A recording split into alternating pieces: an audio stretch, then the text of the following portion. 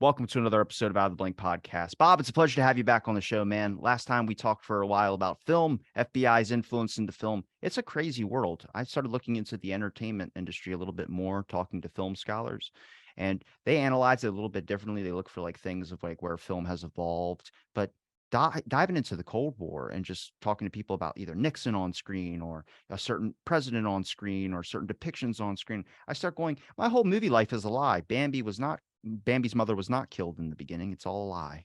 No, he's killed by Godzilla. Everybody knows that. So, Exactly. but well, yeah, especially in the Cold War era. I know the FBI as always under J. Edgar Hoover initiated a mass media program. Basically, what that entailed was informing the public of the dangers of the Red Menace. I could always go like this. So there was a Red Menace. It was exaggerated. The dangers domestically were definitely exaggerated by J. Edgar Hoover, Joseph McCarthy, and people like that. And the mass media program initiated by the FBI basically, they'd print up pamphlets. They'd influence publishing, a lot of places, TVs, movies, Hollywood especially, as far as the dangers of the communist menace. And this was in the post-war era. I mean, starting really like around circa late 40s, maybe 1950 or so. Hoover had this program where basically allied with the church, actually, because the church is anti-communist, okay? Wait, is that Expect because that. the Christian ideology? Christian ideology. Like Christian beliefs, things of that sort. If it's allied with the church, I'm figuring that's. I Well, mean, a lot all of the right wing. most religious institutions, if not all, are basically against communism. Communism is the state overall, and of course, religion is just another rival for power to communist thinking.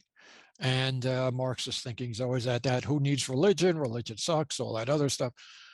So the thing is, of course, the Catholic Church in this country and Protestant churches and a lot of religious institutions in this country were on the FBI along with the FBI program, as far as especially churches did, as far as giving out pamphlets to their members and such, to worshipers, to parishioners, the dangers of the communist menace.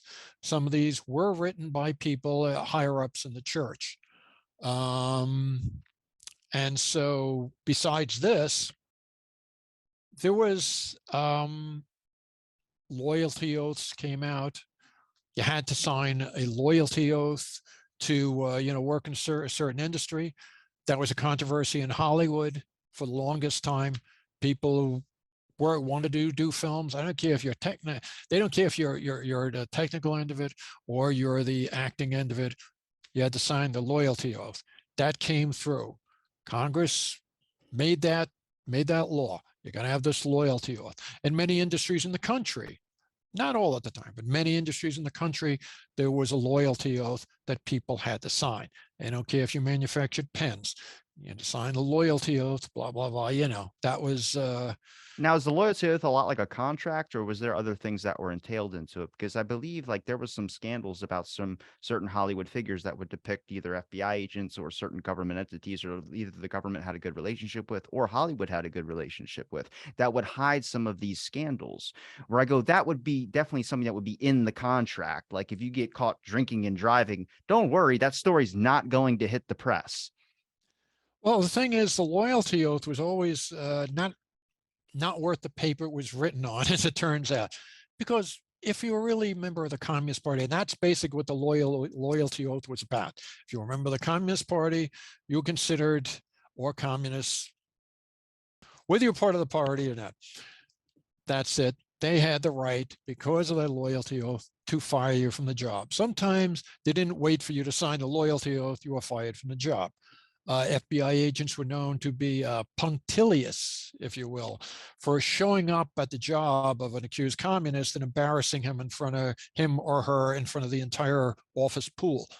Sorry, we see you guys, somebody there is communist, and, that's it. But the thing was, as far as the loyalty oath was concerned, there was a big controversy about in Hollywood. A lot of people, of course, saw that, hey, this is the government telling us what to do, who we had to hire, da da da da da da. So there was a fight back and forth. Ultimately, the loyalty oath did win out, even though McCarthy was later discredited. McCarthy was pretty wild in his accusations, obviously. He did that from the late 1940s into 1954 when he was brought down by the United States Army, and basically accused a lot of the higher ups in the U.S. Army, I mean, of being communist. And during the hearings, he basically was exposed to be a fool, uncontrollable, power mad, which he was. Most people are.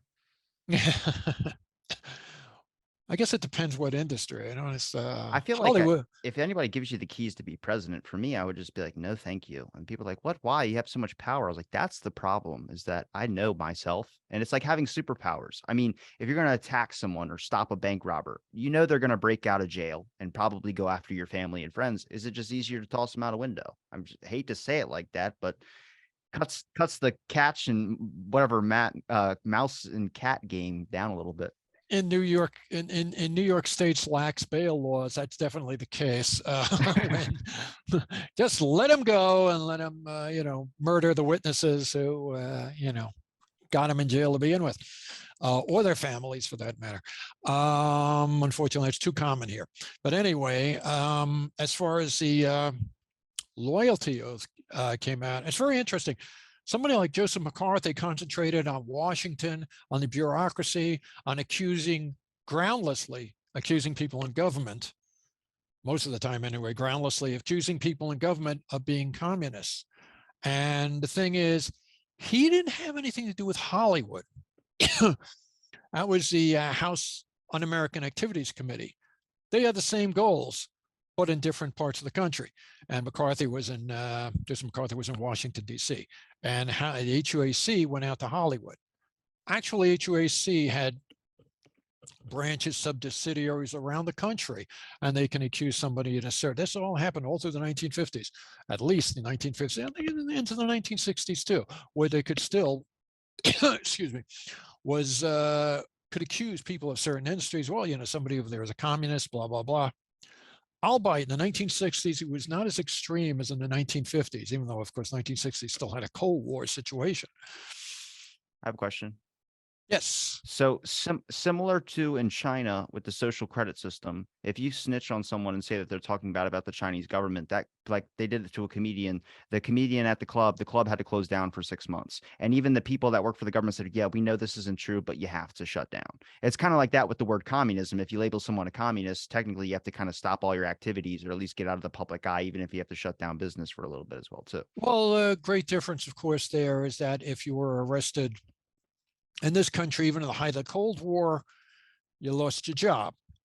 You were kind of slandered with the communist brush, as it were. And in China, they would kill you. Very simple. They'd friggin' kill you.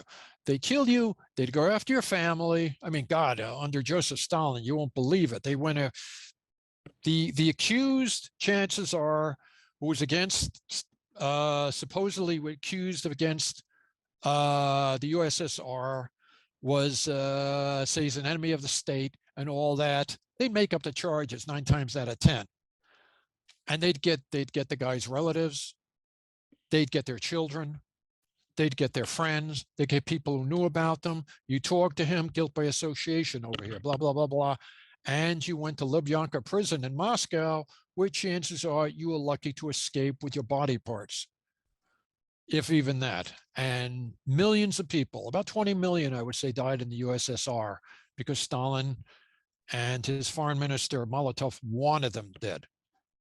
And, but I digress from, in America, it was a different story. You were basically, it's interesting that McCarthyism was the woke movement of the day. It was cancel culture of the day. It really was. When you take a look at it, hey, oh, you're a communist? You were a communist 10 years ago? When you were blacklisted and lost your job, we're still not going to give you a job right now because you were part of that situation. It depends on what different level of communism you had, of course. There are people who were liberals who were slanted, who were painted with that brush right off the bat, said, oh, no. You're against Joseph McCarthy, or you're against the capitalist system. And a lot of liberals were not against the capitalist system, but things were exaggerated. They exaggerated the charges a lot of times.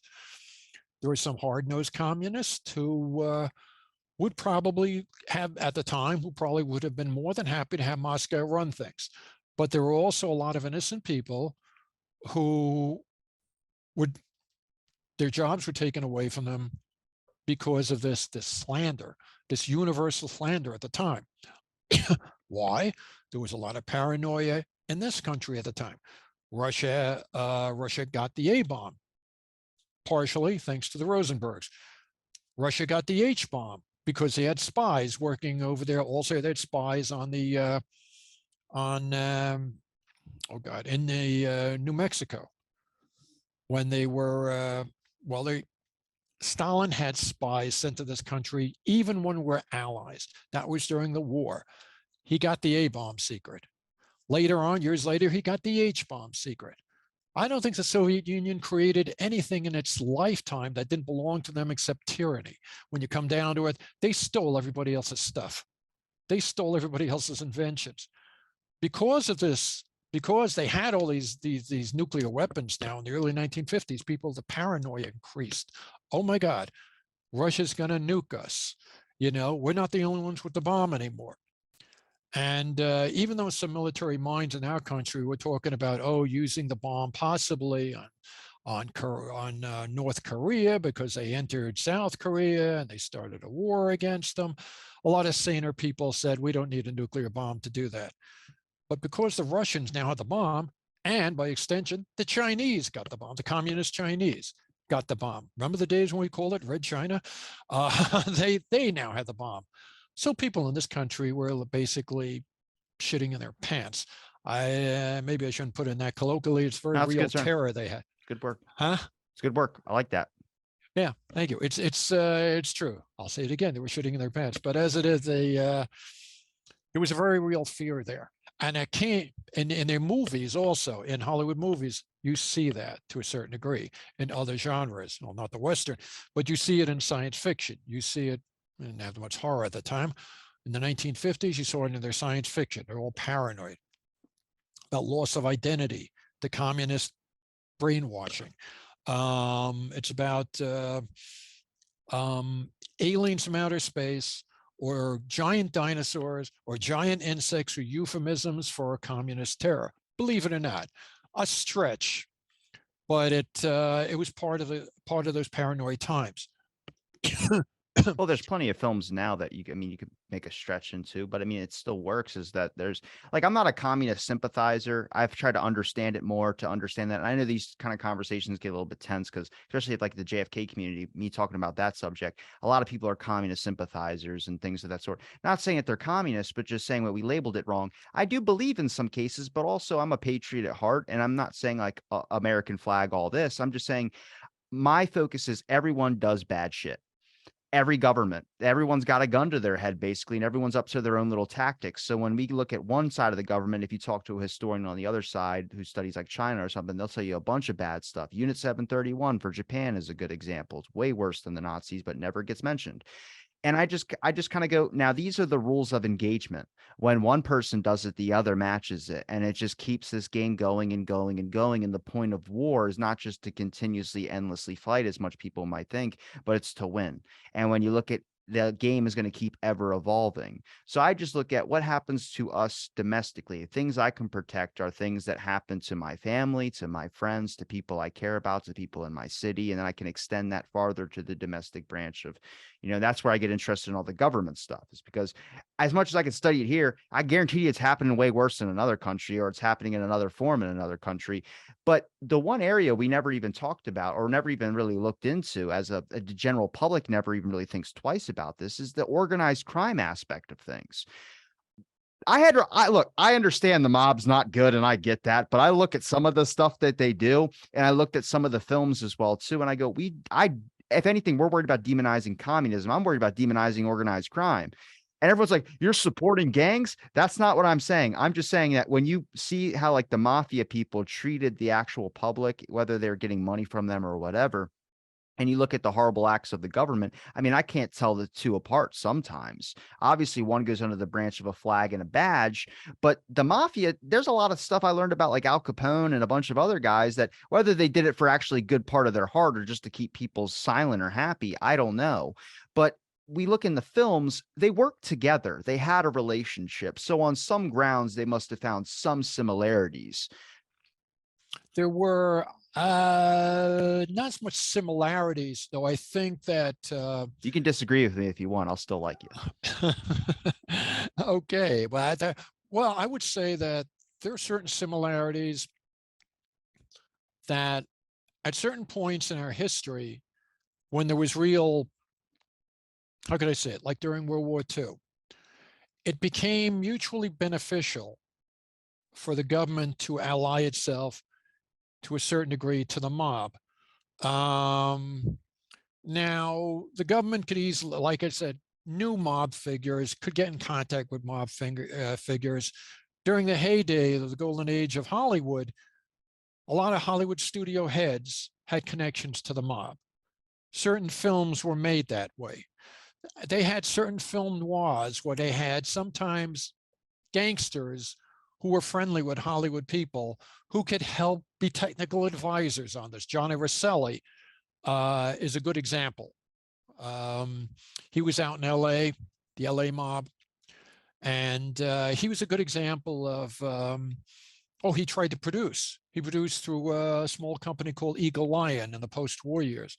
They produced crime pictures, film noir. And Rosselli, who apparently was not as, he was still a mob, mob gangster, was not as vicious as some of the others. And unfortunately, because the mob thought he was an informant to the FBI, well, he ended up In a barrel, chopped up. in a barrel, in an oil drum, floating off the coast of Cuba, no arms, no legs. Yeah. I assume he did not survive. So, so that was a good example. But during World War II, there was a situation where now it was like 1942. The government needed the mob that controlled the New York waterfront and watched out for foreign ships of some kind. One second, foreign ships that came in. They had to watch for any kind of Nazi activity, any kind of like that, or Axis activity. So the thing is, government needed the mob's help.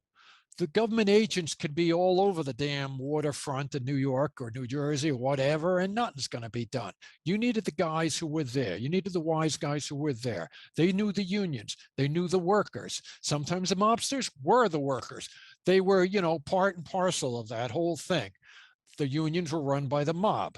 I don't want to say every single one, but they had great influence in that. They've had influence with waterfront unions, a lot of unions in this country, not all unions, since the goddamn early part of the 20th century. So in one particular incident, the SS Normandy, which is a big French ship, and what happened was it was docked in New York City and Manhattan Piers, I believe. And what happens one day, it caught on fire. Now, it was Greek lightning, I bet. That's what they call it. It was, yeah, what? Say that again? Greek lightning. Greek lightning. It's lightning from somewhere. There are two schools of thought in that. Some people say that somehow a fire caused because of excessive paint, didn't dry yet. Somebody lit a match, and tried. It was a damn Molotov cocktail, is what it was. It was possibly a Molotov cocktail, but anyway. But the thing is, or it was done on purpose because the mob guys, were trying to get the government's attention, saying, "Hey, we're here." And, believe it or not, there were a lot of patriotic people in the mob. including Johnny Rosselli for that matter. Lucky Luciano was one.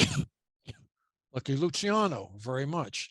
He's a damn killer, but he was very patriotic. Killer, gambler, ran whorehouses, dealt drugs, but the man loved America. That's all you And the need. thing is that, That's all you need. yeah, there you go. And the thing is, he basically, it got to Lucky Luciano. It was, oh, well, what's going on here? U.S. naval intelligence went to the mob.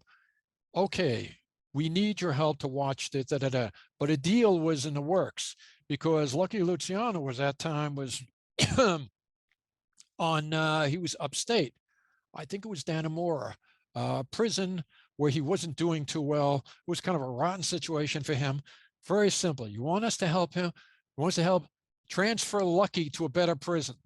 He's got to come down south. So he's going to come. So he transferred him to a much nicer, looser prison. And the deal was that they would eventually release him. That's it. Of course, the deal was that Lucky Luciano could not be let go in this country. He could not come to America. They'll let him go towards the end of the war, but he goes to Italy.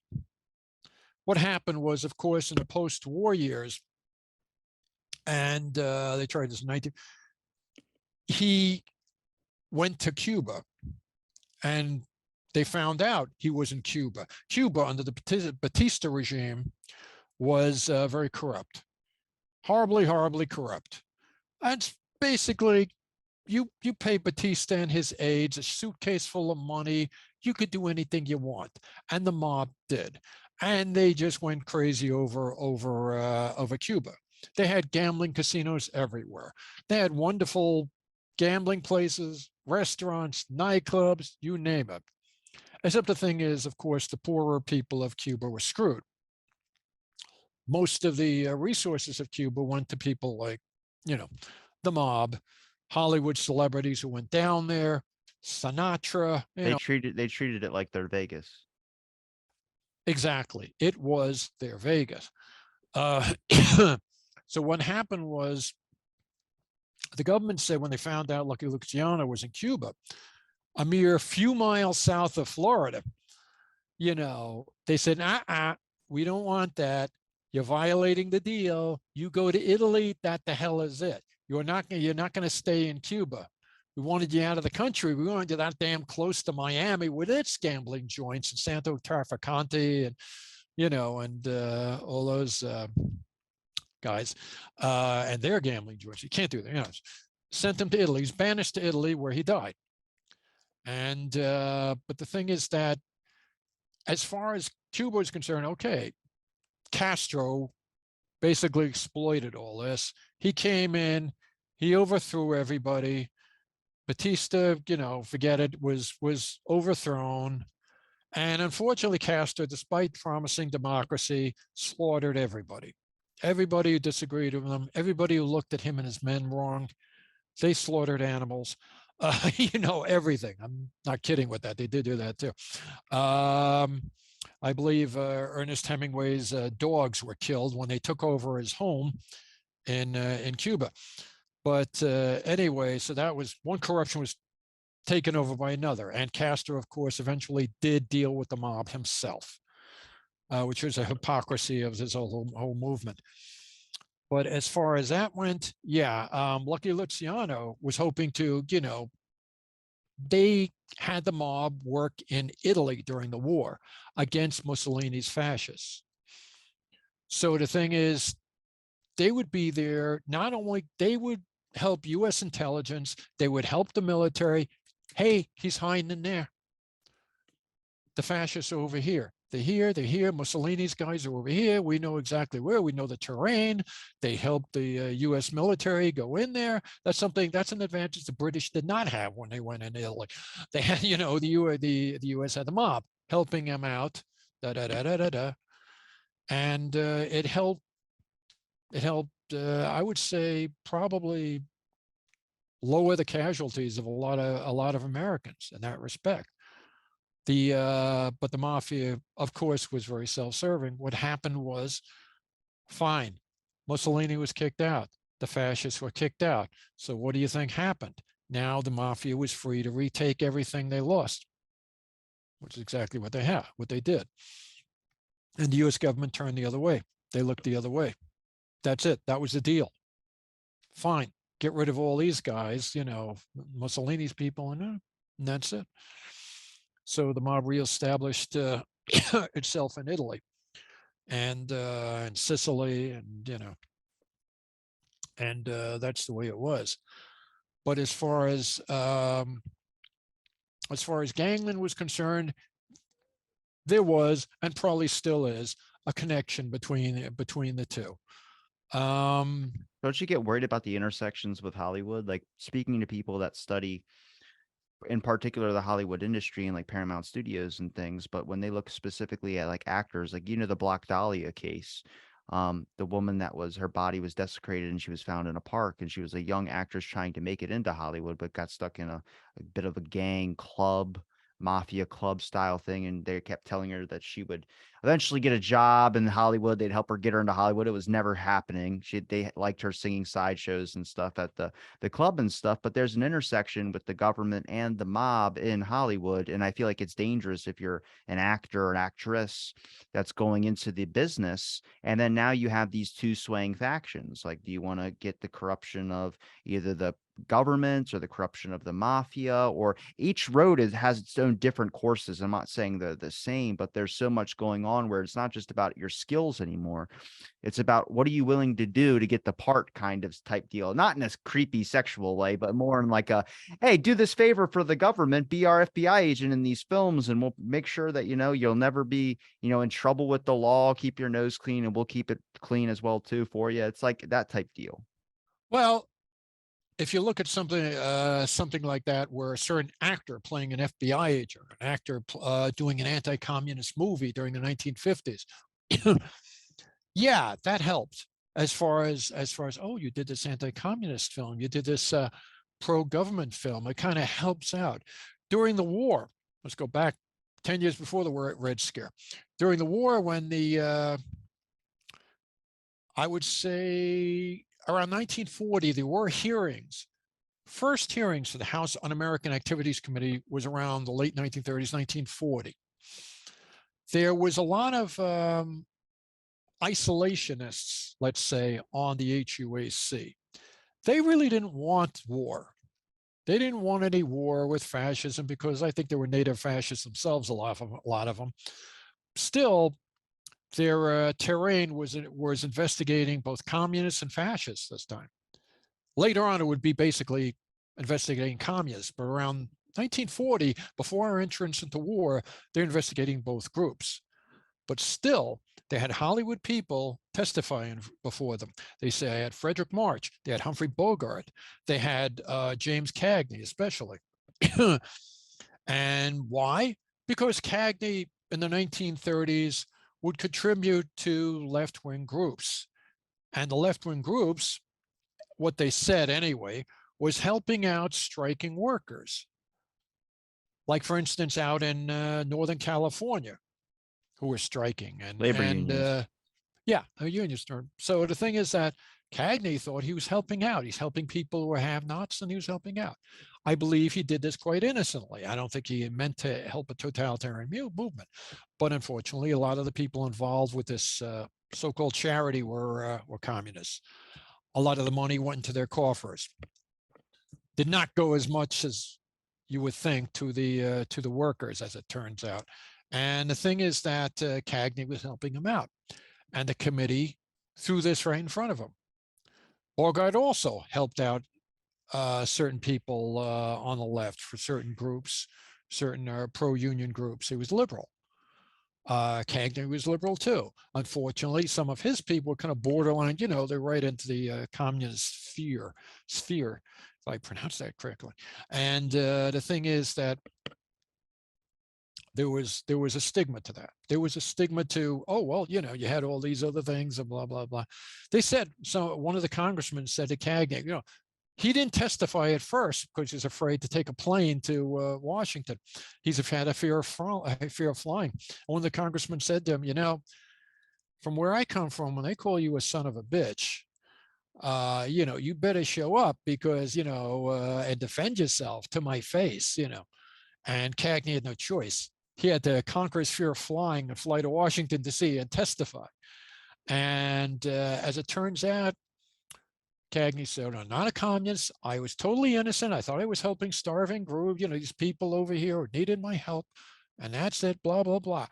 And what was in the works, because he and his brother, William Cagney, who was a producer, produced a lot of his, and decided, well, we have to make a film that shows that I am pro-American, that Jimmy is pro-American and, not communist, not any of these totalitarian movements.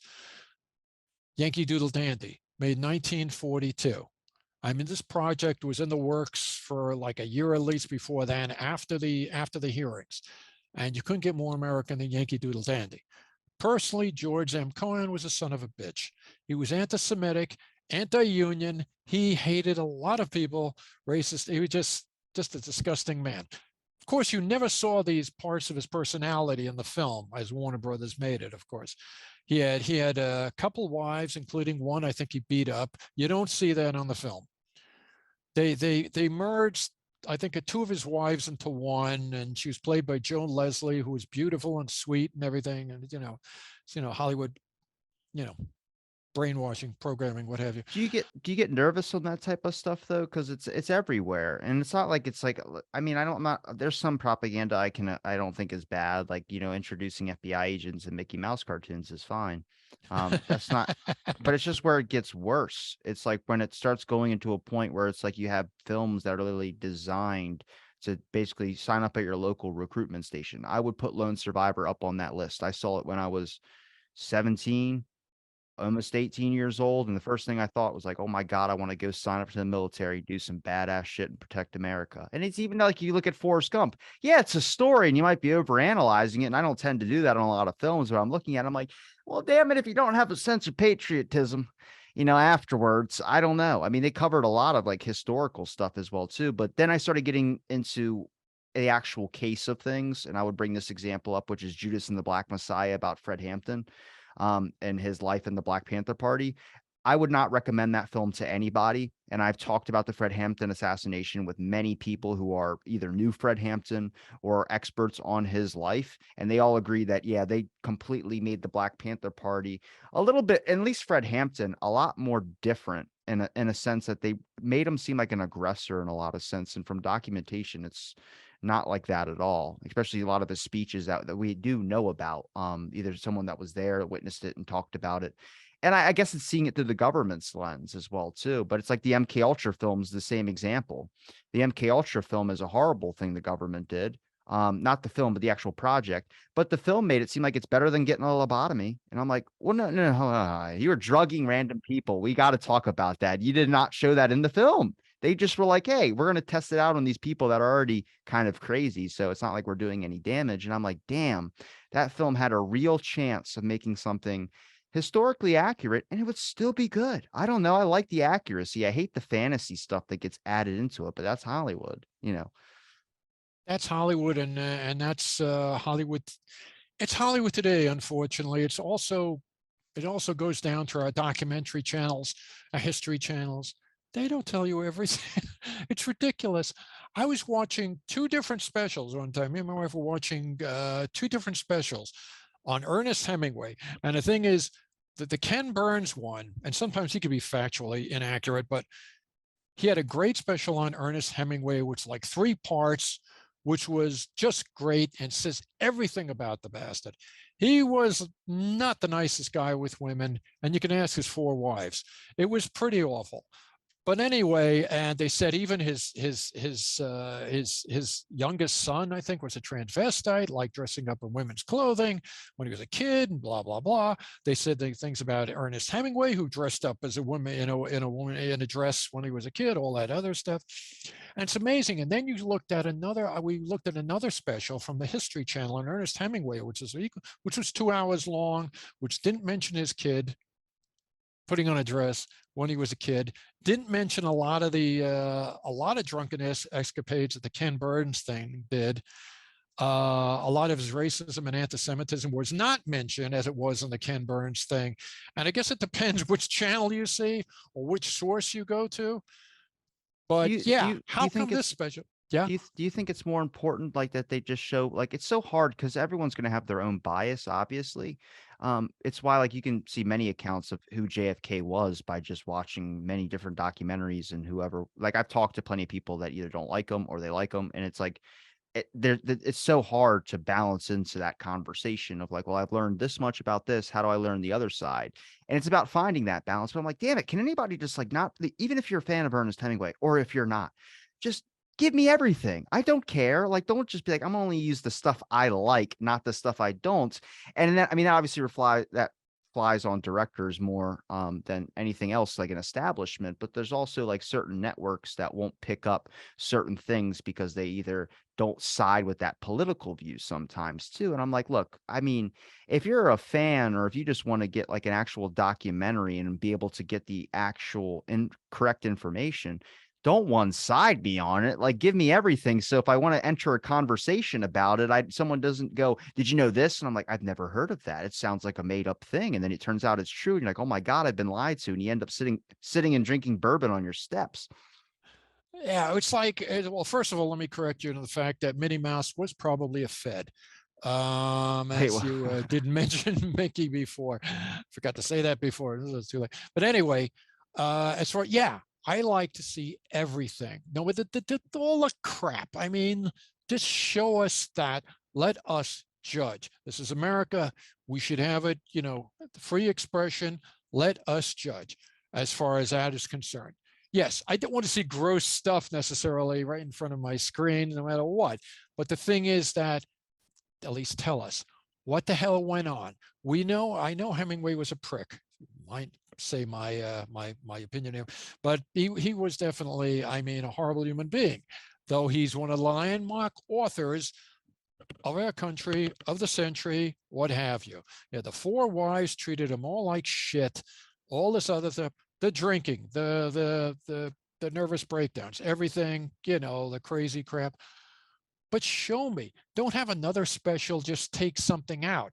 I saw a History Channel special on H.G. Wells, which totally did not mention his anti-Semitism or his racism or his elitism. He wrote some horrible things, let me tell you, and the way he treated us is pretty disgusting, to say the least. That was not on a History Channel and also the Story Channel biography on H.G. Wells. It was so much a part of him because there were characterizations in his books, words in his books that impacted badly upon whole peoples. And everybody sees the science fiction, or what he called the science romances at the time, and it's not right. The man was an imperialist, also a hypocrite. He cheated on all his. You don't want to know. He hated most of the world except people who were in his group. Unfortunately, that sounds too much like the Hollywood of today. I haven't Where even they really put, came across a whole lot of anti-Semitism in my life, to be honest with you. I mean, oh, I'm I not. have. Being Jewish, I have. I mean, Yeah. I So mean, technically, I am Jewish, depending on how you look at it. I'm a couple percent Ashkenazi, but I'm people totally Ashkenazi. Yeah. yeah, but I'm not like 100%, so people don't really call me Jewish or anything. But I mean, I They've called think me worse, though. Yeah. Anyway, yeah. there's a large amount of that though, even like with like its certain ideas or ideologies and beliefs. And I think it does boil down to like what you mentioned in the beginning with like the Christian thing as well too. There's a large amount of influence I didn't notice that's not necessarily as vacant or as open as it was maybe 20, 30 years ago, but it's still instilled into old industries and like businesses and things and like just ways that they've been making money for so long. And I don't know how that's going to be fixed. It's just the basic templates that we still run off that still boil down like important things. Why does a president always need to be a Christian man or something of that sort? You know what I mean? Like the Christian ideology thing is like nuts to me when it comes to the president. Like that's what everyone looks for is like a check on the checkbox. I'm like, pick anybody. Do they have good ideas? Okay, then that's what that's what we're concerned about. Well, that's it. That's the ideas. I mean, when you take a look at it, we had, I believe, two Catholic presidents in over 200 years. One is JFK. John F. Kennedy, who was wonderful. I think he probably could have been even better had he had a chance to live. The second one is Joseph Biden, who is horrible. I'll say that right now. But hopefully he is not reelected. But that's another step. He's not going to be alive for that. No way. No, I certainly hope not, my friend. No, no, no, no. Just, but as it is, because most of the presidents were Protestant. They were Protestant from the days of, yeah, or whatever. Washington. I mean, Adams. Everybody. Monroe. Tyler, Harrison, everybody was always Protestant. Why? Because the country was mostly Protestant. But in the post-war years, before that, turn of the century, and then again the post-war years, when refugees came in, the country changed. So, of course, you had different religions, different faiths, different ethnicities, and different skin colors. Everybody came in, and now it's a different ball game. The president doesn't necessarily have to be Protestant. Lord knows he probably will be the next one, maybe the one after that. Maybe it'll be a woman, or maybe it'll be a Protestant woman. Who knows? There's still that little monopoly on the religion we have and the faiths we have of our presidents. Protestant, okay, well, But anyway, as far as that goes, it's like, oh well, what does this industry, what does our government, who are the people in our governments who have to be, what is the skin color of what they have to be, what is this, what they have to be? There's no have to. You just got to pick the best people. That's why I think Kamala Harris was a big mistake. You picked her on her sex, you picked her on her skin color. Yeah, And well, she's up there, she and you backflopped on see some things. She she's a supported horror show straight out of Chiller Theater. she Let's supported face Tara Reid when Biden had that scandal, and the next thing you know, she put that aside to be the vice president. And I was like, you can't trust someone like that. It's like the flimsy notions of stuff. Like, I'm okay. Even I hate people that double down, even though they're clearly wrong on things. Like if they're proven like that you're wrong, this is it. And he goes, nope, I'm still going to keep saying what I said before, even with the new information.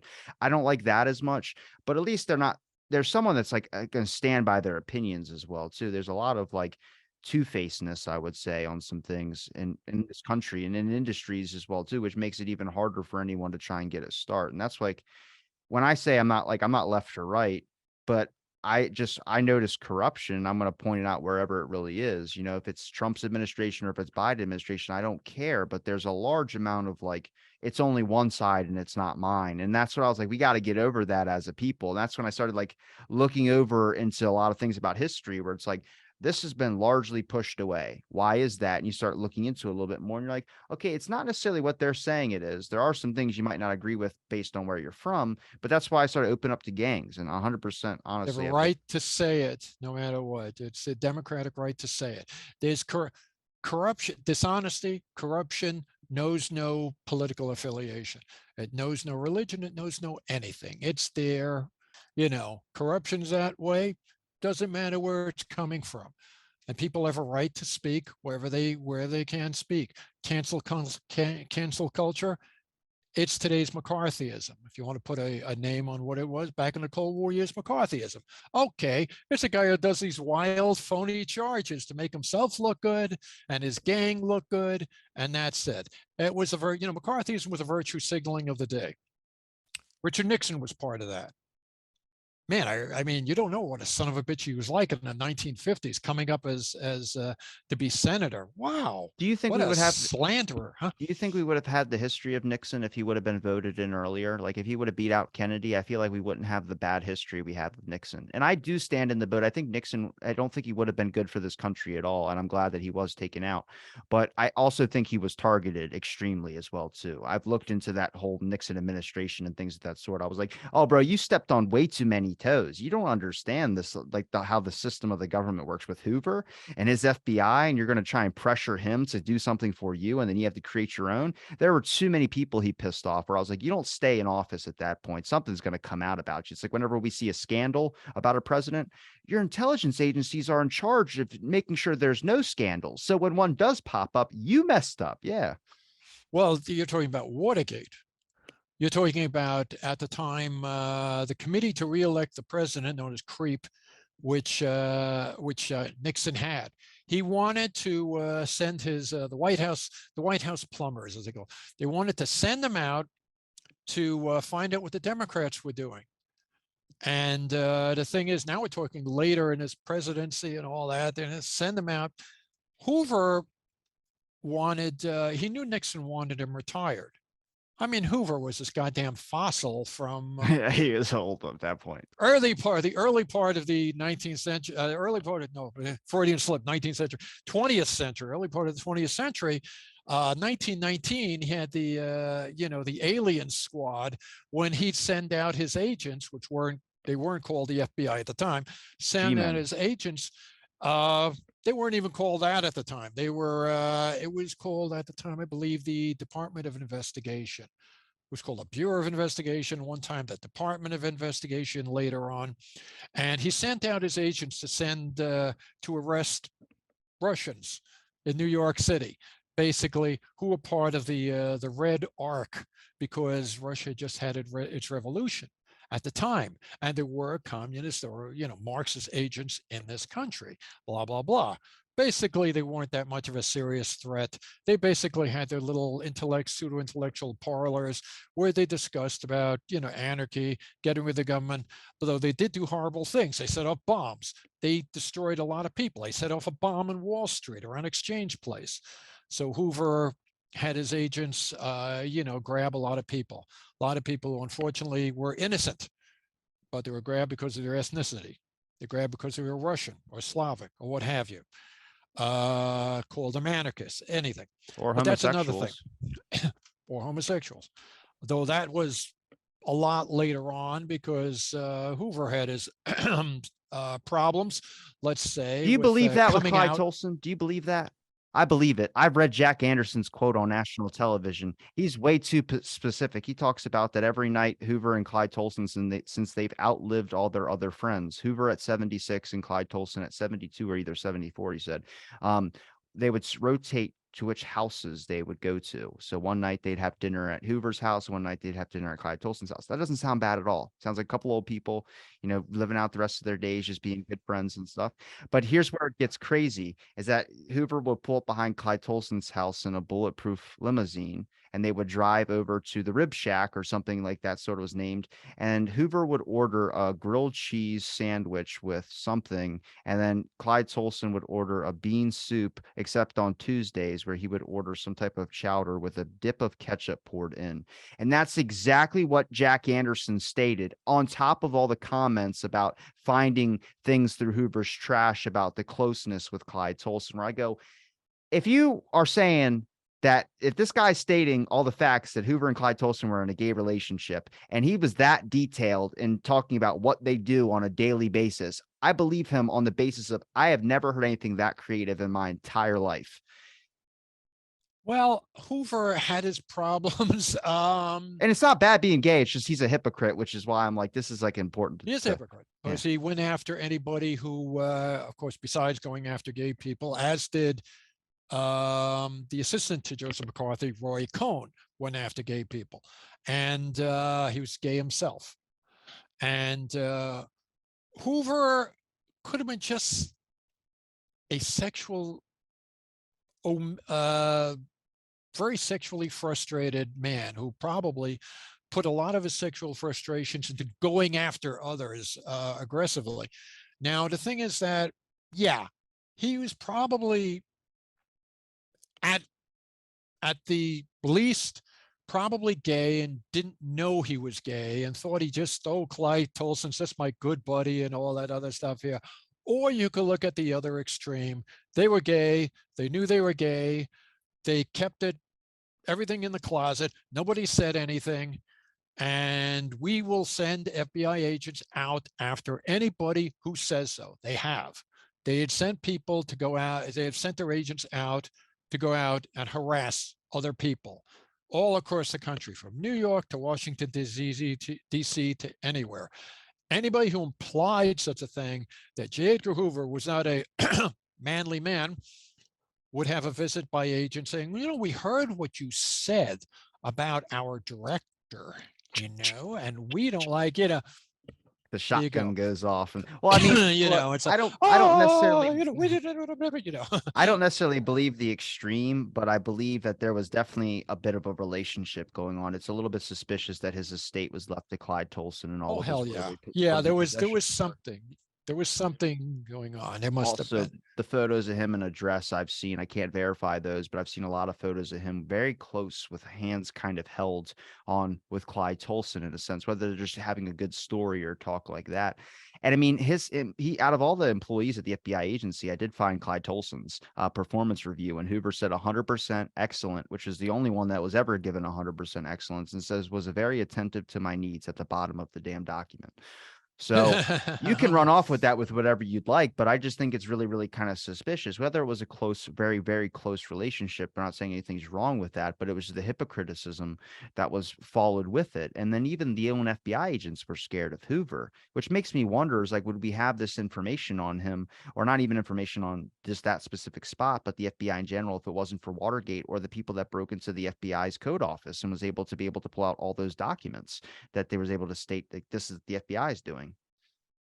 Well, the thing is that well, it depends what break-in you're talking about. Like I know there was the Watergate break-in, which Hoover refused to have anything to do with. Why? Because the thing is that he did not want to be retired. He heard Nixon was going to retire his fat ass. What happened was that, oh, well, he wants me to help him with Watergate. The FBI were professional plumbers. They were break-in artists. They went through trash. They went through their mail covers, trash covers, all that stuff. They knew what they were doing. They could break into embassies like the Soviet embassy, and they have. They've broken into other embassies, blah, blah, blah, to find out what's going on. They could bug phones, blah, blah, blah. They knew what they were doing, and you didn't even know they broke in. But in this case, Hoover turned him down. He turned down Nixon. It was just a cancer. Anyway, he turned him down because Hoover didn't want to be retired. He wanted to work with the FBI and boss him around forever and ever. And he was senile. I mean, Kennedy's people, Bobby's Kennedy people, Bobby is attorney general, and his people would visit Hoover and find him sleeping on his cot in the office, and his office couch. And he was old. He had to go. He had to go a long, long time ago. But Hoover didn't like to be retired. So he was not going to help out Nixon as far as this black bag operation, this break-in. And the thing is, so Nixon had his own people go down there, and they were caught. They were caught because these guys were amateurs. That was it. So Nixon, Watergate came out. At the Watergate Hotel, everything, it came out. All the scandal came out. And you didn't have him around too long. It's very interesting since he mismanaged the Vietnam War. You think that would help kick him out. It's like, well, I'm not going to mention this example, but the thing is that, okay, Nixon was gone, but he had to resign. He has to resign because he would have been indicted, as they all are. They always resign when they're about to be indicted. A ball player taking steroids. They're found to be taking steroids. I think it's time I retired. Yeah. And get out, before I'm indicted for, Roger Clemens, HRH. That doesn't make sense to me because I'm just like, why don't they just make a separate league where you can take any drugs you want? Like we have natural and unnatural bodybuilding competitions where people say, I'm not natural, and they just take steroids to get the way that they look. So I go, if we have those, just do it in sports. To be honest, I would love to see a bunch of people on roids trying their hardest to be able to hit a ball like into outer space. But that's not fair. Well, you just put them in a separate league. You don't put them against other people that aren't on them. You put them against people that are on them as well, too. So you're having two teams of people on steroids, and you can just put an asterisk by their name if you want to give them a record or anything.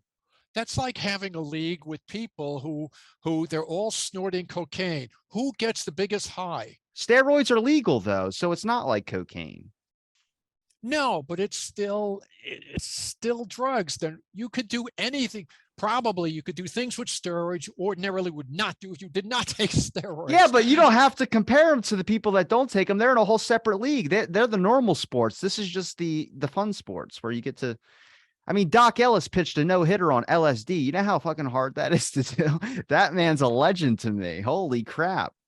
Yeah, but Don Larson pitched a no-hitter during a World Series in 1956 against the Brooklyn Dodgers, and he had hangovers the night before. But the thing is, he got up the next morning and he did it, and he didn't take any chemical substances at all. I mean, take a look at Mickey Mantle or somebody like that We're who not hit. comparing here. I'm just saying you can put them in a separate league. I'm just saying, and first of all, Doc Ellis on LSD doing a no-hitter during the game, that is way different than having a hangover the next day. You could still drive with a hangover. Taking LSD and driving, I would I not know I recommend. have, I know.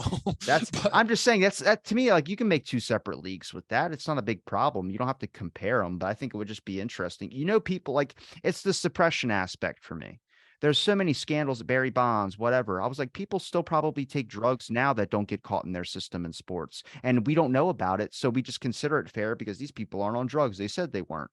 Well, if you suppress that, people just look to that. It's really sports is just like the film industry. Everybody wanting to be the best as they possibly can. And good, we should create an environment where they can try and be their best.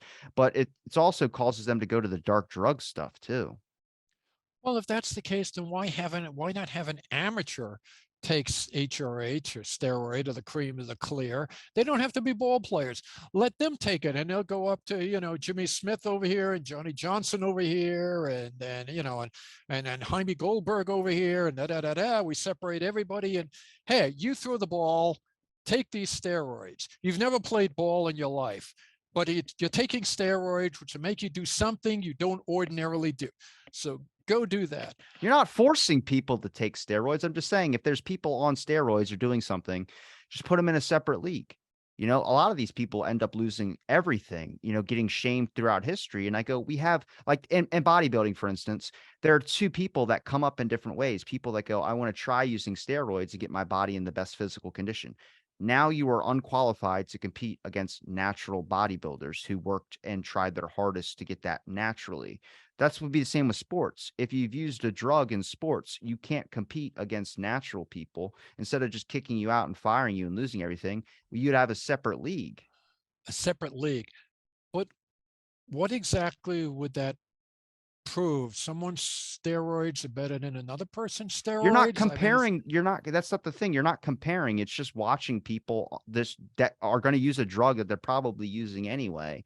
But now you're not repressing it. You're not suppressing it. You're just saying you can't go against normal people. We're not incentivizing you to take drugs. But if you're going to use them and lie about them, wouldn't it just be open to be honest about that and just put you in a separate league about it? You don't need to compare it to normal sports at all. It would be a whole separate thing. well, if I don't that's the think it sounds case, that crazy though. That's the thing. You think it sounds crazy. I think it just sounds like it'd be I think fun it as sounds hell. crazy.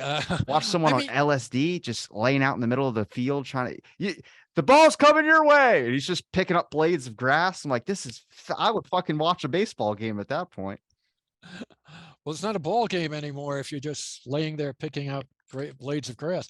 Uh, I mean, there are guys who there are the guys, there are men and women who train, and they train long and hard, and they don't take a damn thing, and they just get up there and do it. And I like I said, drugs is cheating. I mean, if you do Well, that's something what I'm like that. saying is that's where the disconnect is. You're not hearing me out here. You're not putting I mean, them you're with out, the but what's the people that are point? You're not putting them against people that are sober, though. You're just putting them in a whole other baseball arena against other people that are doing either the similar drugs that they're on. You're not saying any hardcore stuff, but just sports enhancers. There's people I'd love to see, that are either going to retire, even though they might be young, but they might have an injury. You're telling me if they can't use steroids or they can't use something to get their body in way better shape and still be able to play, that you just wouldn't put them in another league? I'd love it. I come from a gym background, so the unnatural and the bodybuilding thing, the unnatural and natural competitions that you go to and stuff. I just have a different take on it because like they're open about it. And I feel like there's plenty of people that are on T-Booster. I would consider that cheating as well, too. Well, it is cheating. I'm not always consider it cheating. The thing is that when you take the drugs are not, They're it not okay. always has a bad effect eventually. Huh? They're not okay. They're not okay. It always has a bad effect eventually. Even if you take the steroid, you take a look at Roger Clemens, and now it's totally overdone. We're talking about a guy in his goddamn mid 40s, 45, 46. After a while, people are going, wait a minute, this guy's going to this team and that team, and he's still he's still up on the mound, just totally freaking unnatural. Nothing but broccoli. How much of your soul did you sell to the horned one? I mean, this is goddamn ridiculous. What Oh, do you have? that's Do you have a real though. painting in your closet that doesn't age? This is craziness. Or you're painting your closet that ages and you don't? That doesn't make any goddamn sense. And the thing is that, after a while, sure, he played on steroids. Oh my God, all these victories. And then there were all those defeats. He didn't win every goddamn thing because there were days when his body broke down. Yeah. You see, it could work the other way. You could have your steroids, and then suddenly you're bulked up and all this other crap. And then before you know it, then you come up there and you don't have as much energy, and you're pitching out of the zone, and everything goes crazy. And it's like, it's not right. In that degree, you get harmed as well. The drug is going to have a backlog. Well, It's going to have a bad effect. That wouldn't be the league's problem. That would be if the sports person's signing up to do the drug. I mean, it's not like we're forcing them into you.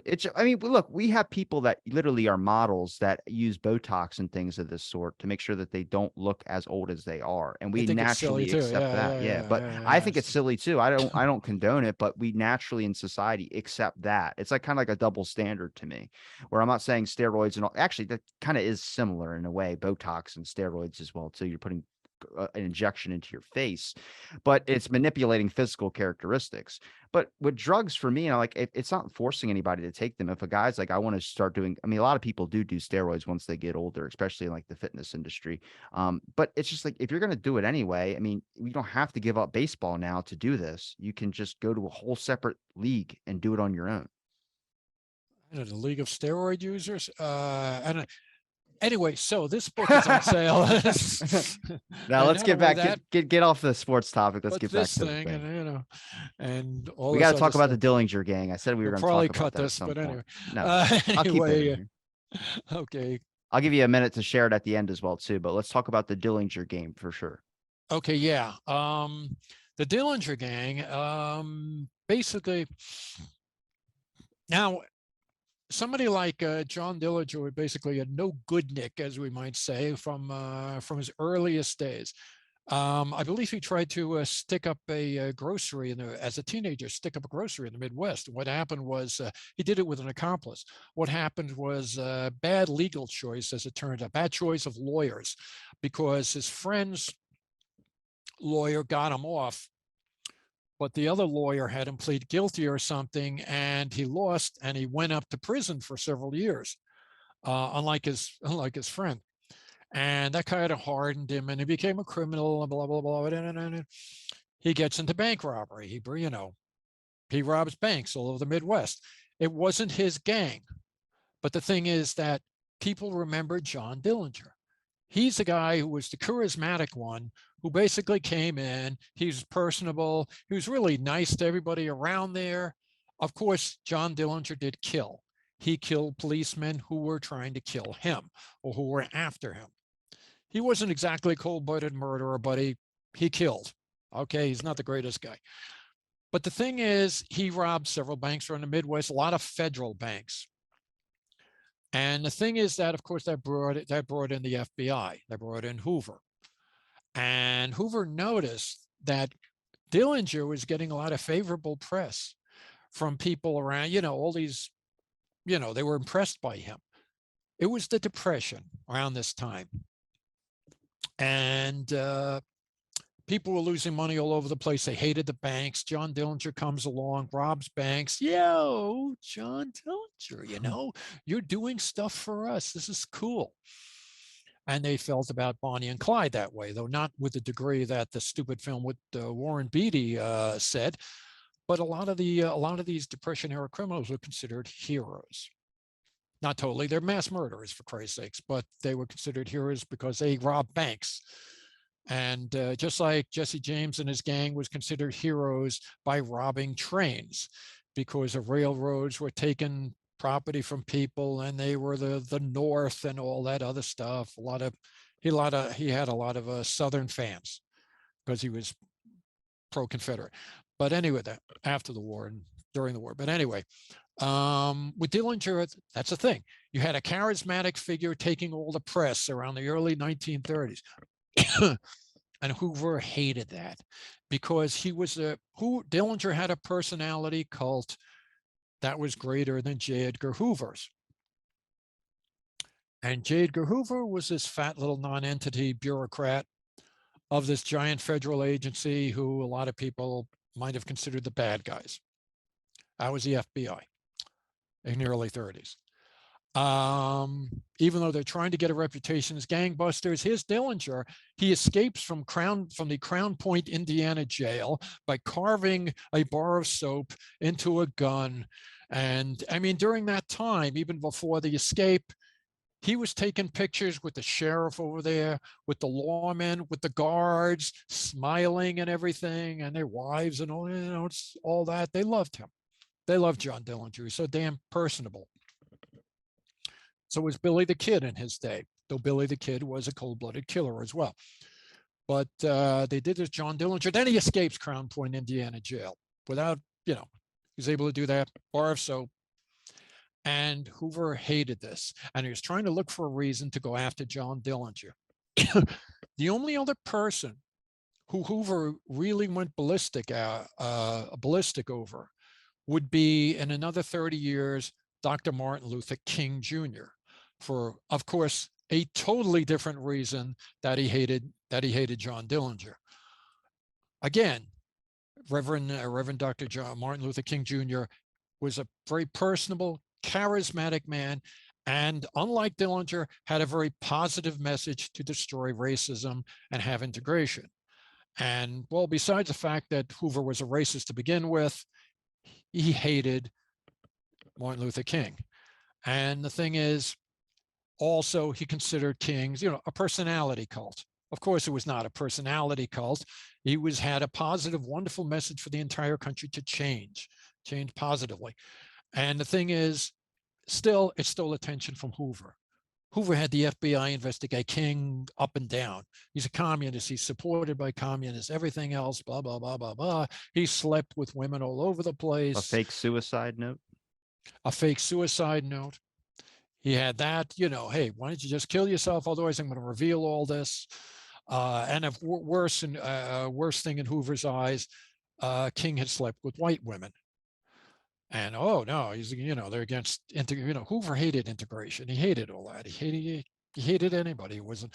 So the thing is that with Dillinger, it was another story. It was, oh God, we have to catch this guy or kill him. It was that kind of a thing. Neutralize him, in a word. I'm not saying that Dillinger should not have been caught and spent the rest of his damn life in jail. He should have been for all of what he did. But the thing is, it was an obsession with Hoover. He hated the gangsters. He hated those outlaw gangs, like Ma Barker and her boys, Bonnie and Clyde. I mean, he would insinuate himself into a case any chance he got. Oh, they used the getaway car. They went from one state to another. Well, you can't do that because that's against federal law. So, you're transporting somebody and stolen goods across state lines. FBI has to come in. Anything. I mean, so the thing is that it's interesting that Hoover did not go after people like Al Capone, nor did he go after people like, real mafia gangsters. He kind of ignored them. They were too big. Let's put it this way. He couldn't really bring down them. They were incredibly big. They were allied with business. They had their hands in practically everything. Unions, some unions, industry, a lot, Hollywood. So Hoover kind of had a hands-off attitude towards the mafia. But as far as somebody like Dillinger was concerned, and Dillinger was this bank-robbing good old boy who basically, just went to one bank to another, smiling for the camera, and da-da-da-da-da. So they had to get rid of him. And what happened was, I believe it was 1933, 32 or 33, when they got him outside the Biograph Theater in Chicago. And there's controversy whether this was a shoot to kill anyway. I forget the name of the agent who did it, one of the special agents. But anyway, actually the special agent in charge was Melvin Purvis. He basically was on Hoover's good side. He helped solve cases here and there, and the Chicago bureau office and blah, blah, blah. So Hoover liked him. Some imply it might be a gay crush. Who the hell knows? But You anyway, can't like Dillinger like that. there you go. No. That Hoover would like, Melvin Purvis, or Little Mel, as Hoover would call him. All right, now I see it. Now I see it. Melvin Purvis, But after a while, you see, what happened was Purvis. Okay, let's settle the whole synopsis here. The whole thing of events here is that Dillinger was leaving the Biograph Theater with two women. One was known as the Woman in Red, and I believe she was a Hungarian Romanian immigrant, and I forget her name, Anna something. And she was not the one known as the Woman in Red. Why? Because, well, she came to Hoover beforehand and said, listen, I could finger Dillinger for you. This is the break that the FBI was waiting for. Because let's face it, the FBI did not find Dillinger on their own. Somebody that he knew was, squealed, and that was the Woman in Red. Actually, as it turns out, because of the lights of the Biograph Theater, she was actually wearing an orange dress, not a red dress, but she was always known as the Woman in Red. So what happens? They're leaving the theater arm in arm. She has her dress on. There he is with his straw hat on, Dillinger. And okay, what happens was Special Agent Melvin Purvis is at the front of the theater. He sees him. He sees that's him. He lights a cigar. That's the signal for his guys to, hey, drop it, FBI, we're going to open fire. And of course, Dillinger broke away from the women, went around to an alley, shot at him, which was a mistake anyway, because I have a feeling they weren't going to let him live. And of course, they blew him away, blah, blah, blah, blah, blah, blah, blah. That's it. Forever afterwards, Special Agent Melvin Purvis of the Chicago Bureau Office of the FBI was known as the man who caught Dillinger. As it turns out, he was there in charge of the operation, but the guy who actually pumped the bullets in him was the guy who got Dillinger. And unfortunately, his name escapes me right now. And the thing is that, okay, oh my God, when Dillinger died, I mean, people were going for souvenirs. Women came along with handkerchiefs dipped in his blood, and they take it home. It's all this stuff. I don't care. Oh my God, he dropped something, dropped some change, pocket change in my pocket, anything, Hey, that's a nice watch. Yeah, stuff like that. And I believe Hoover even having a death mask made of Dillinger. And of course, he thought, oh, well, good. I got rid of this personality cult. I got him out of the way, and the FBI will be known as the great gangbusters of all time. And they were knocking off gangsters right, left, and in between, or so it seemed. And what happened was kind of the opposite. What happened was Special Agent Melvin Purvis was getting all the attention as the man who got Dillinger, not Hoover.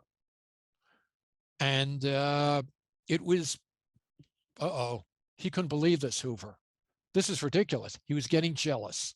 Being a very thin-skinned individual, as Hoover was, you couldn't have any other personality cult there, any other rival for the attention of the newspapers and the press and newsreels and radio and all that other stuff.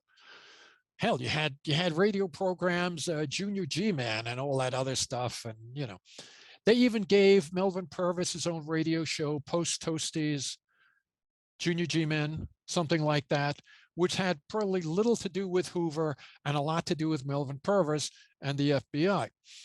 And Hoover went ballistic. When Babyface Nelson, who was a real psycho of the day, and machine gun anybody at the drop of a hat, he was laughing all the time. He was absolutely nuts. When Babyface Nelson shot down an FBI agent, a certain FBI agent, and what happened was Purvis vowed to the press, supposedly in that dead agent's blood, if you believe him, that we will get this guy. And for Hoover, that was too much. I mean, they were FBI agents. They weren't Vikings. What were they doing? Dabbling in people's bloods and vowing vengeance and all that other stuff. Is that the way it works? It was too wild, too crazy for Hoover, and too much airtime for Purvis and not Hoover. So Hoover kind of pushed them out, restricted his duties, made sure that Hollywood did not have a film version of Special Agent Purvis's life. And they were about to. Hollywood was going to give them movies, but they said, you can't do that. Hoover put pressure on Hollywood to just block them off. His radio show, of course, didn't last very long. So, embarrassed and disgusted, Purvis left the FBI. And he decided to open his own private investigation firm. Well, Hoover made sure he didn't have any clients, or very few anyway. Before you know it, he had to give up the firm. I mean, Purvis was becoming a non-entity. Before you know it, there's so many years and blah, blah, blah. I forget what year he did it, but Purvis eventually put a pistol to his head and blew his brains out. And that's basically, eventually his wife sent a message to Hoover thanking him for not attending Melvin's, his funeral. And this is what happens when you went on the wrong side of Hoover with your own personality cult, one way or another. You see, the personality cult of Dillinger led to the personality cult of Special Agent Purvis, the guy who got Dillinger. One led to another. You just didn't take attention away from the boss. I mean, you mentioned two things, which was like, at least Hoover recognized dipping in blood and doing that type of stuff was like a no-no. Recognize that. But then it's like he goes and this guy basically ruins this guy's life to the point the guy commits suicide. It's kind of like, it's a conflict. He did one thing where it's like, oh, it's okay, it's good. You realize that you're not dipping in blood or doing anything like that. Don't do that. It's weird. And then you see him ruin this guy's whole entire life just because he didn't get the limelight of things. And it was like, makes a difficult personality, which is why I can understand why there's so many varying views on Hoover, whether he was this guy or this guy. I've talked to so many different perspectives on him. I'd have to meet the guy to be able to tell you for sure, but that's crazy stuff. But it's like, I mean, you can't limit the personality cults of the world. I mean, there's plenty of that stuff all over the place. There's horrible ones like Jonestown, and then there's other ones where it's just people just interested in speaking about something that they're good at what they are. They're good at what they do. Which makes it interesting that they have this connection with Hollywood too, because that is like where personality cults now would be, is in Hollywood. Celebrities now giving advice. Woody Harrelson, out there, and his dad was the one that allegedly took the shot on the knoll. Yeah, I don't know how that happened. Where that his dad said it in an interview when he was arrested. Yeah, that's crazy as far as that goes. It's funny as hell to know the guy from Kingpin his dad is the killer of the president. Yeah, the bartender on Cheers. His dad was. I didn't even think of Cheers. That's fantastic. Yeah, I know. It's weird that you're like, hey, listen, I respect her deeply, but Charlize Theron's dad, I believe, or was supposed to be a murderer, I believe, or something. Oh, no. She witnessed the murder, witnessed the murder of her parents or something like that, or her parents were murdered. I don't know about that. I've never heard that before. I think her dad was something in South Africa. Yeah, something. Her dad like that. was something. I know that. I mean, this is our ancestor. We're not responsible for that. Woody Harrelson's not responsible for what his dad did. I can't unsee it when I see him in a film now. Every time I look at him, I'm like, yo, I got to talk to you just to ask you about your dad. And he would probably knock your block off. No, but anyway, I'm sure they don't want to talk about that aspect. You're a better man than I am, because I don't think I would ask him. I don't think I would go near something like that. I mean, curious that I might be. I don't know if that's off limit topics and topics like, hey, it's but as far as Hoover are concerned, we don't have any worry about that because he didn't leave any offspring. And Hoover had no family. He had nothing. He was like, it's ridiculous. He was like this amoeba. He didn't leave anybody. I think he personally hated himself, and I think he also tend to push people away, which is why there's probably an interesting relationship with Clyde Tolson. I just don't know how deep, like I said, it goes with his relationship on there. There's just some stuff that just doesn't seem normal. But I mean, if you don't really have friends in the first place, but it's so hard because the accounts from all the FBI agents that messaged Hoover about these scandals and things like, we'll go get them for you. And Hoover's like, no, don't worry about it. And I'm just like, man, I'm like, even if that's fear, it makes it really hard to distinguish whether people like you or not, especially when you're looking at a document or letters about you.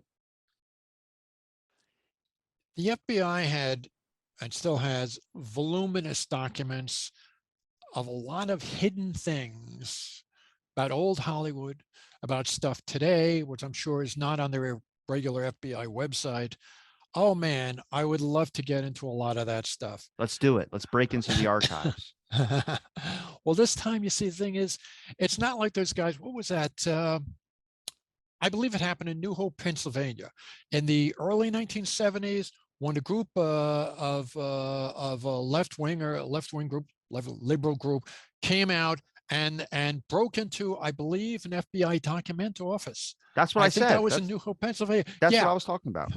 that was a time you could do that. But the thing is, they were able to break in, reveal all this stuff. Hey, look what he did. He hates Martin Luther King. He hates all this crap.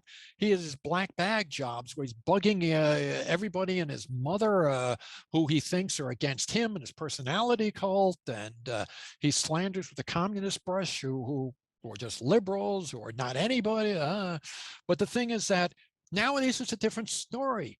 You don't have to break into any, remember, it's the 21st century. You don't have to break into anybody's office or building stored with files. That's what this unit we're on is all about.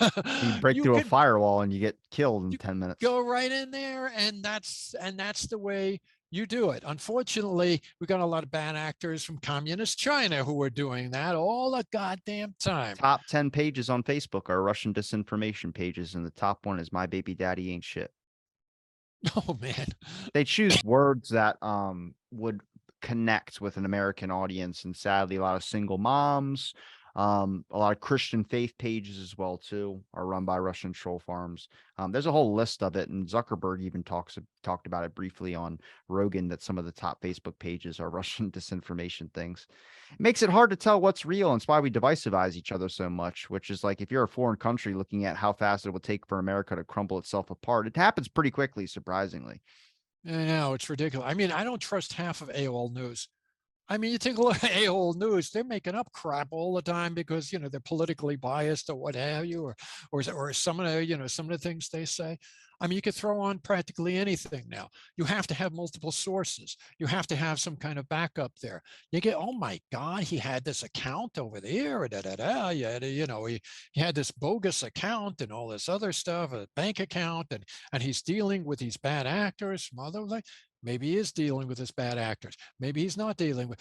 It would be nice to get some kind of multiple sources there to back things up. You cannot come to some kind of, you have to have a correlated point of view there. You have to say, oh, well, this person says it. There's documented evidence there. There's witness evidence there. There's on the ground witness there evidence over there. That is the way you back up these things. That is where you come to some kind of, the American people have to come up to their own conclusions about these things. They can't just have somebody on an internet troll come boom, here you go. See, he's our, we won't say he's our enemy. Well, let me ask you honestly, we'll Bob, do you think I do a pretty good job at it? I try and back stuff up with documentation, and I talk to as many balanced perspectives as I possibly can, but it's also hard to break through the fact that I'm only 25, and any information that really comes, even if it's someone could be 90 saying the things I say, and you'd be like, this guy's so intelligent, but then me being 25, it just gets kind of half listened to or chalked out the door, because there's age and experience, wisdom and experience, mostly when it comes to a person's value. But I think I've done a pretty damn good job. Well, let's put it this way. I'm on your show, so I think you do a fantastic job. Thank you. I'm not going to bite the hand that feeds me. As it is, No, you can be honest about it. I mean, I appreciate the conversations we have. You give me the time. That's what That's what's important about things. I mean, most Whose people. bread I eat, his song I sing. Anyway, so But I mean, seriously, it is about crafting out the time. I enjoy the conversations that we've had. So wanted to have you back on because I enjoyed our last one so much. And I enjoyed I this one love too. being on. Yeah. But Yeah. I mean, it's a lot of things. A lot of people like, we live in a world now where it's get something from this or get something from that. And it's like really difficult, surprisingly, just to ask someone to have a conversation. We don't do it a whole lot. And I feel like we would probably benefit more from it. A lot of it gets in. I mean, even people that I've talked to that have denied doing Fox News or anything of that sort, they're like, it's 20-minute bits. I was like, you can't have me break this down in 20-minute bits. It's got to be a full thing. And it's like, yeah, if you just hear somebody out, most of the time you can kind of start understanding what a person's coming from and their viewpoints on things. Even if we don't agree about things, you still get down to a good conversation at least. This is not a totalitarian country. This is as far as you have a freedom to speak. You have the freedom to speak, unless you go over the line and do criminal behavior and violence. You have a right to freedom of speech. That's the thing. You have a right to do it.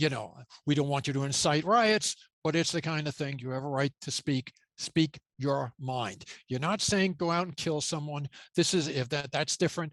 But you're saying, blah, blah, blah, blah, this is the way I feel about this. These are what I come to the conclusion about. These are the facts I got. We present them. I just want to talk about Hillary Clinton's emails. That's it. Why can't I talk about it? Maybe we can get into it somehow through the net or something. Let's get into her I just want emails. to know Why would I want to get into her emails? I do. I want to know what she's been looking up. Oh my God, I'm She sure it's probably crooked. sends angry letters to herself about the Bill Clinton incident, where she's just typing out her frustrations and then sending it to herself. That's what you do to release stress. She probably has a bunch of those just in her trash bin. I don't know. Let's put it this way. I mean, usually if you criticize Vladimir Putin, you end up dead.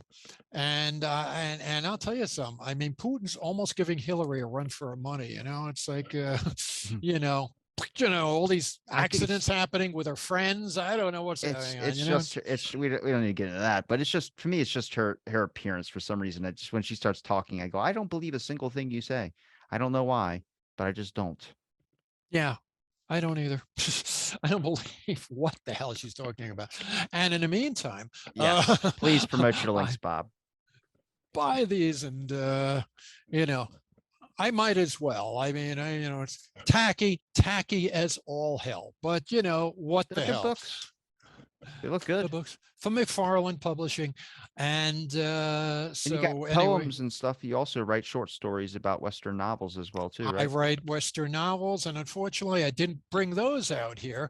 My new one will be. It's not a Western novel. It's film history, Imperial Japan on Screen, which is about the films made by Imperial Japan, especially during the war, from Japan as well as Hollywood, and some from England that I will be discussing.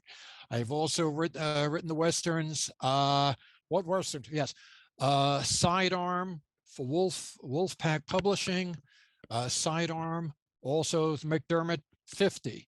And my new one, Borderline, which is about an African-American land agent trying to stop a range war in Colorado during the turn of the century. And it's exciting, and it has romance, and it has adventure, and maybe a couple laugh lines, but it's affordable, and from Wolfpack Publishing on Amazon, on everything, Barnes and Noble website, everything, all that other stuff.